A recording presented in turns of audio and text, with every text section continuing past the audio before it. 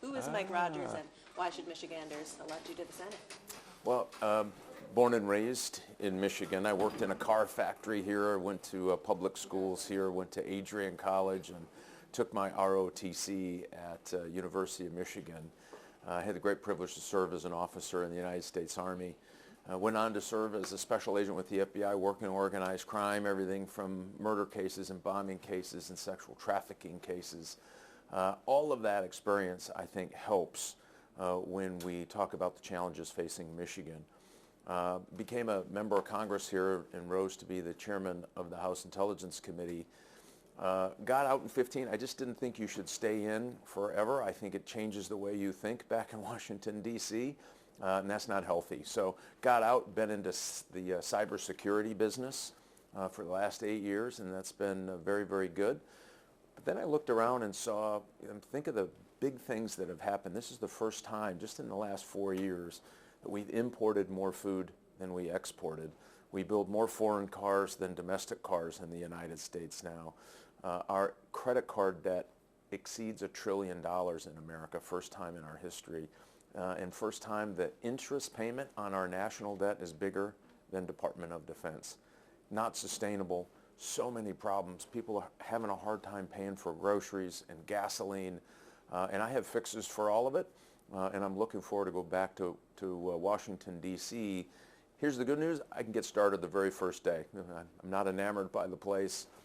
Don't need the job.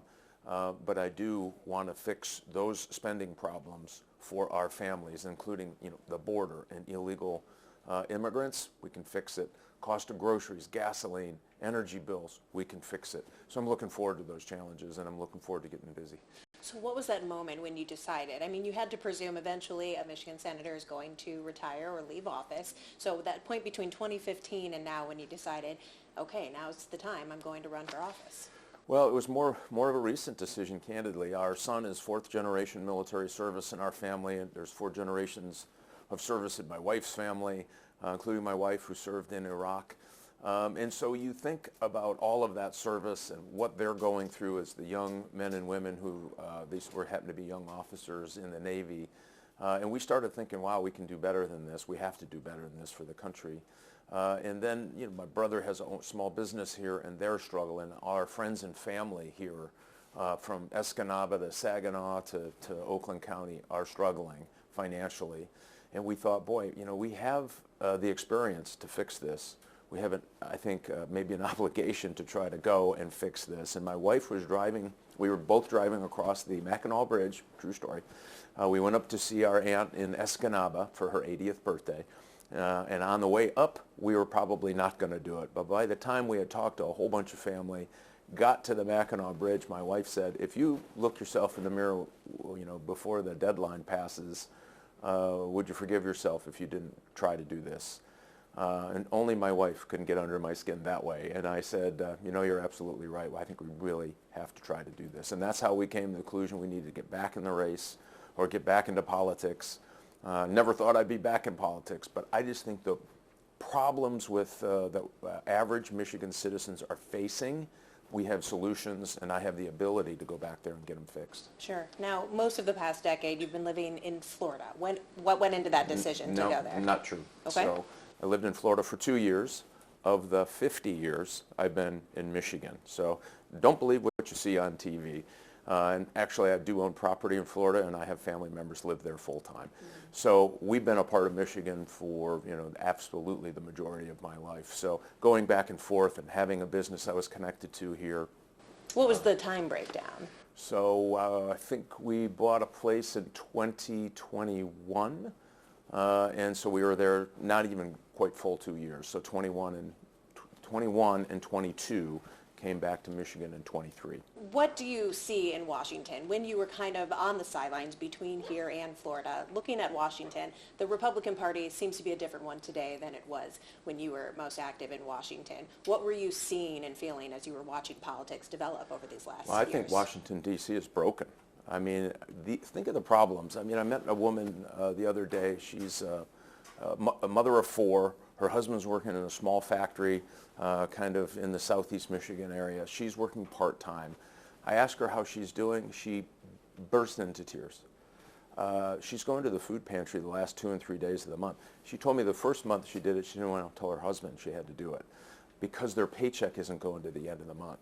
And what I saw happen in Washington, D.C. is an absolute disregard for people who are actually getting up every day and going to work. Like I said, I know these people. I worked in a factory. I worked in a car factory here when I was a younger guy. And when you look at those struggles, and I look at the absolute nonsense I see happen in Washington, D.C., and absolutely a lot of talking and not a lot of doing, I thought we got to change that. And so we came back. I met people all over the state. Some people said, oh, you're probably not going to win the primary. This is a different party. I connect with people on those issues because I am those people. I'm the youngest of 5 boys. My father was a shop teacher. It's not like we were swimming in money. We couldn't go to an elite private school. We couldn't go to an elite Ivy school. That was never in our cards. But he gave me something more important, faith and family and hard work and independence, and knowing that the harder you work, the luckier you get, as my mom used to say. And they gave us all of those things. And when I looked at Washington, I looked at what's happening with my family in the state of Michigan. I thought, man, we have to change that. So I am connecting with the people here. The party is different in the sense that more auto workers are actually showing up to party meetings. We're attracting black males back into the party that we thought we could talk to for years. Now they're open to conversations. This is really fantastic for us. Same with black women. We're also, talking to Muslim communities and all other ethnic communities here, Albanian communities that we've been to the Hindu temple. We're finding lots of synergy. Why? Because it's not about the separation of politics. It's about, hey, we have a common problem. We can't afford our groceries at the end of the month. It is causing huge problems. And those problems started in Washington, D.C. And so we know how to fix them. We know how to get those issues settled. And I know how to build coalitions. The Washington Post said I was a rare example of bipartisanship when I was in Congress. And that's important. If we're going to solve these issues, we have to work with anyone who wants to actually solve a problem. I think there are people back there that want to solve a problem. I think they just need leadership for coalition building to do it. Yeah. How about the party in Washington, though, the colleagues that you would have if you are elected? How do you strike that tone of bipartisanship when it is a very different environment today? Yeah, I just think it's leadership. Listen, that environment wasn't great when I was there as well. There was a difference. As a matter of fact, when I became chairman of the House Intelligence Committee, there hadn't been a budget in like 5 years. They couldn't pass a budget because it was so partisan and everybody was doing these messaging amendments and all of this other nonsense. When I became chairman, I reached across the aisle to, and I didn't call him a vice chairman, I called him my partner. I said, let's be partners in solving these problems in the national security space. We passed a budget every year. We're still friends to this day, which, you don't see that in politics very often anymore. But it was an important thing because we both agreed, hey, listen, this is the way we're going to solve real problems, but we have to do it together. Does it mean we agreed on everything? No, but it doesn't mean that we were able to work out those differences? Absolutely. Yeah, a lot of people would say today's Republican Party has sort of been recreated in the image of Donald Trump. You have over the years been somewhat critical of the former president, less so lately. Are you fully in line with the former president? Where do you differ? So listen, back then, and I've had those conversations with the president, sometimes our style is different, and that's just fine. You look at the broad breadth of people who enter politics, nobody's style is exactly the same. And I'll tell you why I think this is important. When you look at, we have huge problems that we don't have a lot of time to solve, the border and illegal immigration. That cost $450 billion over the last 4 years. That's enough money to pay for every Michigan state trooper and every Michigan teacher for 15 years. It's not sustainable. We need money here. Folks are hurting here. We don't need to be paying room and board and credit cards and cell phones to illegals when we've got problems right here in the city of Detroit, around the state, in Pontiac, that need help as well. So agree completely on how the path to get that fixed. Same with the economy. You cannot continue to borrow and spend as much money as we do, it's driving up all our prices. And on energy, one of the things, I had a big farmers roundtable. We were fortunate enough to get the Farm Bureau endorsement, second largest industry in the state, 1 million agri workers, 45,000 family farms. The number one issue for them is energy prices. So when they are paying higher energy prices on the farm, we're paying higher energy prices at the store. And we have a way to fix this. Why we would not be energy independent when we know we have to have this energy in the next few years makes no sense to me, makes no sense to farmers, who are probably the most sensible people we know, as well as the rest of us who are struggling to pay our bills at the end of the month. What does that energy independence look like? Well, I think we have to, I'm an all of the above guy, everything's fine, but we do have to get our natural resources out of the ground. We should allow drilling where we can get oil. Right now, we actually import oil from Venezuela, a country that doesn't like us very well. Why would we do that? Why would we pay Venezuela for 1 ounce of oil when we have those natural resources in the United States? We just have to unleash it. And it does a couple of things. Helps our own economy, right? That money stays in the United States. And it allows us to innovate to the next generation of vehicles, whatever that might look like. And it also allows us to lower gas prices. And again, with lower gas prices, your food prices will come down. And so this is something that we can do, we absolutely should do. People are struggling, we have to do it. And it gets me to that next point about these EV mandates. There's a letter came out, I believe it was yesterday, 5,000 dealers of all stripes, so foreign dealers, foreign auto dealers and domestic auto dealers came out and said the EV mandates are killing us, right? They are hurting our business. Our customers don't want them. It's disrupting supply chains. We have to stop these EV mandates. 40% less labor right here in the state of Michigan. The Detroit Chamber says there's 1.1 million workers tied to building gas engine cars, and by the mobility, trucks and other things. You take 40% of that's 400,000 less jobs in Michigan. Devastating for us. And by the way, there's a better way to get to better emissions. That's not the best way to do it. And most people don't want to buy these cars for a reason. The infrastructure isn't there. The electric grid can't handle it. I mean, all of these problems are swirling around, and Washington, D.C. is just telling you they know better than you what kind of car is good for you. In the meantime, these people in the factories, I get and talk to them a lot, are really scared about what's happening to their future and their job prospects and their kids' jobs prospects. We have to fix that. So EV sales are growing, just not as much as they were about a year or two ago. So if the world continues to move in that direction, are you concerned that the Michigan auto industry might be left behind if other nations are really pushing forward? I am not concerned. This is the state that won World War II by our innovation in manufacturing. Remember in Ypsilanti, we were building pickup trucks, Ford, with 10,000 parts, and a year later they're building B-24s with 1 million parts in a year. We have the capability to turn on a dime. What we did in this country is we mandated these cars. China heard that signal, and they went out and started cornering the market on critical minerals, right? Remember, every electric vehicle you see, 85% of the processed material in there has to happen in China. Right? Why would we do this to ourselves? And by the way, we're building a train and we're starting at the caboose. You would never build a train starting at the caboose, which is the electric car. We have a lot of things we have to change before we do this. One is you have to get our electric grid modified. We cannot be dependent on China for critical minerals for a whole host of reasons. Economic security and national security, that's exactly what they've done. So China moved out because they knew they had a whole market. So the largest automobile market in the world just mandated they have to buy a car that they control all the critical minerals to build. I would be pretty excited if I were China too, and I would invest government money like they did to be the leader in building electric cars. That's why this happened. So stop, let the market work. You want to buy an EV, buy an EV. But the government is clearly not in the best position to determine what you want to drive. If you're a mom, remember that mother of four we were just talking about?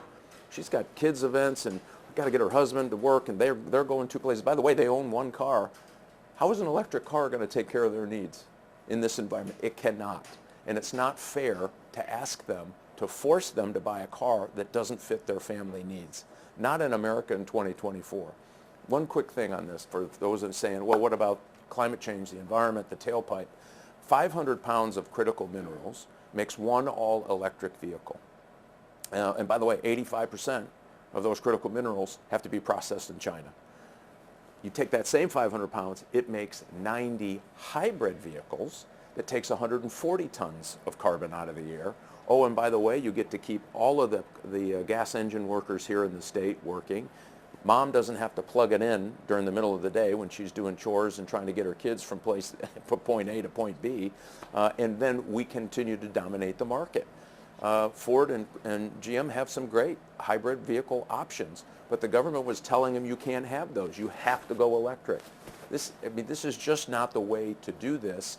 And here's the interesting thing. Consumers know it. They should have listened to consumers. Consumers weren't there. And that's why this 5,000 person dealer letter is so important. I'll make sure we get you a copy of this. So while we're talking climate, I do want to circle back for a second about resources and energy independence. Do you support drilling in the Great Lakes, perhaps? I do not. As a matter of fact, we'll forward you a speech I did on the House floor supporting the ban, not only on drilling in the Great Lakes, but also water diversion. There's a lot of states that want to take our water. My argument is you can come up and join us in January and February if you want to drink of the Great Lakes. Sure. All right, so in the ground, what does that look like? Where are we getting those resources from? Right now, there's lots of federal land that is prohibited from drilling. There's a land in Alaska we need to open up for drilling. The communities want it. It's good for the state. It's good for the country. There's lots of places that we can go to get those natural resources. And again, not opposed to wind and solar, but you can't wholly depend on wind and solar. So think about how backwards we are. Remember the train and the caboose? They're basically saying we're going to have solar and wind, which the wind doesn't blow all the time. The sun doesn't shine all the time, but we're going to increase our demand on our electric grid. The electric grid can't handle if we were all driving electric cars. I just read a report where DTE has 40% of its transmission stations are older than 1960. So think of all the work we have to do to get our electric grid ready to go. And it's not just electric vehicles. We're already paying a lot in our electric bill because of this huge investment in wind and solar. It does mean we're paying higher electricity prices. And at the end of that, think of this. When you think about all the pressures, cryptocurrency is going to be a 57% increase in energy consumption, as well as it is crypto and it's AI, artificial intelligence, huge power suckers. And so what's going to happen is those rates they think is 57% over a decade. Well, now you add electric cars into that. What is your electric bill going to be, and how do we meet that electricity demand? And remember, most of the critical minerals we need have to go through China. I would never put our country in a place where we have to depend on China to build 1/7 of our economy, which happened right here, which is the automobile business. I wouldn't give that away for anything. We ought to fight for every single job, every day, all day, to protect what we have here in Michigan and be a part of the solution for the future. But we can do that over time. You can't do it by a government mandate. Yeah. Even without many electric cars on the road, our infrastructure is struggling right now. We see that Yes. after every storm.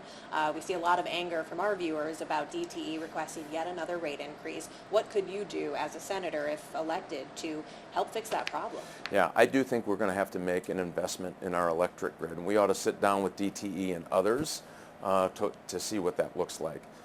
The one thing we can't do is just let it continue to deteriorate. Have our power production, which is go away from things that we know work. Well, I think natural gas is a great solution here. We have plenty of it, but we also need nuclear. Modular nuclear reactors are a great solution. Zero emissions. I mean, there's lots of things that we can do to get more power in and help companies like DTE make sure that they're keeping up to snuff. I am out there a lot. I hate to say it, to my friends at DTE, get a lot of complaints about DTE. We can help them, but we also need to make sure we're not making it harder for them to deliver energy to your door at a higher price artificially. So when you mandate X% by whatever the date is now, has to be wind or solar, that sounds great, but it means you're going to pay a lot more in energy, and there's better ways to get better emissions and still have your bill down. One of the big complaints for small business is the energy rates in this state, in some cases, are a third higher than Indiana because of all these mandates that they've put on state businesses. They're saying we can't sustain it. I can't pass it on to my customer. I can't afford it. I'm not going to be in business. Franchisees owners in Michigan, almost 90% of them said they're making less money this year because of higher costs than they have any time in the last 4 years. That's unsustainable. And so everybody needs to stop for a minute and think, where do we want to go and how do we get there best without taking away jobs and charging people an exorbitant amount of money so they're going to leave our state or they're going to quit their business. Neither one of those are good outcomes. Does that include tough conversations with friends at DTE and consumers when they're being criticized for flying executive jets to meetings and still asking customers for more money? Yeah, I mean, I'm not sure I'm familiar with that, but if that's a problem for folks, listen, I think they ought to be able to run their business the way they run their business, but it is held accountable. It's one of the most regulated businesses we have. They should be held accountable, and they should be held to a higher standard. I have no problems, no objections to that.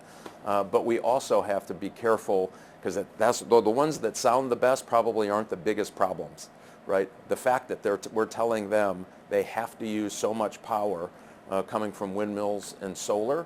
And again, I'm not opposed to windmills and solar, but you can't mandate something that doesn't exist. The sun doesn't shine 24 hours a day. The wind does not blow 24 hours a day. You can't mandate that power mix has to be whatever that percentage is and wonder why they have to raise rates because they have to count on other forms of energy. If we stop a minute and say, can we use solar? Can we use wind? Oh, by the way, can we use natural gas? Can we use nuclear in a way that gets closer to people who want better emissions, but also doesn't tax people out of their homes? I think the answer has to be yes. It must be yes. Others don't seem too concerned because these people are getting killed. Over half of Michigan citizens are living paycheck to paycheck.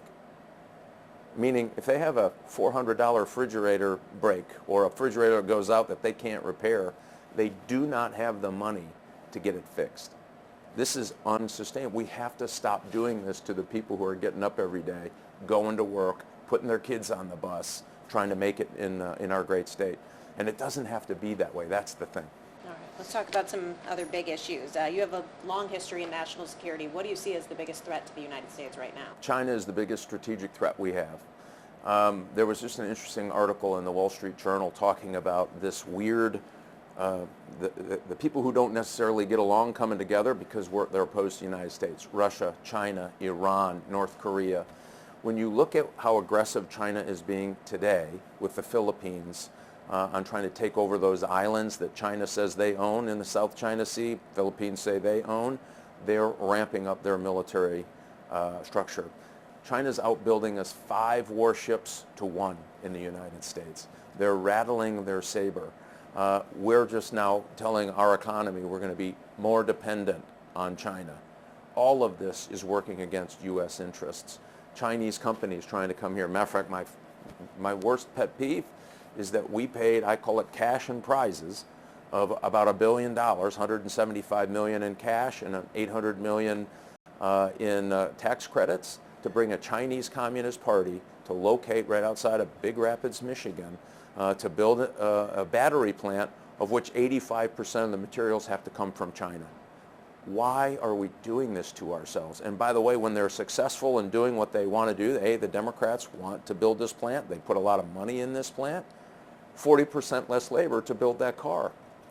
I mean, if you sit back and think about this for a minute, you'd think that, gosh, who would come up with that plan? It's dumb. Well, it is dumb. And you know who pays that price? These auto workers and these folks in these small plants who know something's wrong. We can fix it. It's not too late. We can unwind this. We can still get where we need to go. We can still be leaders in the next generation of vehicles. I just talked to a Toyota guy the other day, said, I cannot keep hybrids on the lot.